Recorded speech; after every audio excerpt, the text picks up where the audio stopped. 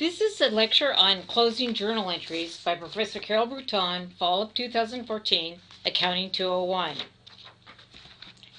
There are temporary accounts and permanent accounts. The temporary accounts are revenues, expenses, and dividends, and they are closed until the end of the period. They're zeroed out, hence they're called temporary accounts. The permanent accounts are assets, liabilities, and stockholders' equity. These accounts remain open and continue to grow. Now we're going to do an in-class assignment. Prepare closing entries from the following data. The company is I Love Accounting Company as of 12/31/X1.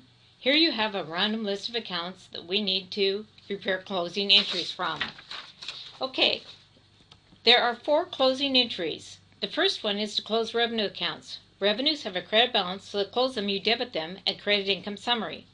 In this example, there were 2 revenue accounts, sales and fees earned. Notice how they are debited and income summary is credited for the $1,500. The second closing entry is to close expense accounts. Expenses have a debit balance, so to close them you credit them and debit income summary.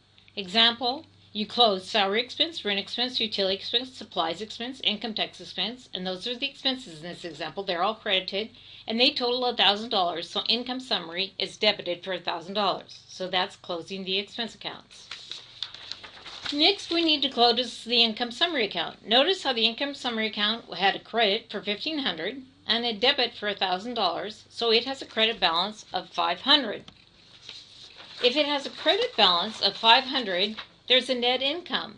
So we need to debit the income summary account to close it and credit retained earnings. This makes sense because a net income is good news and a credit to retained earnings is good news.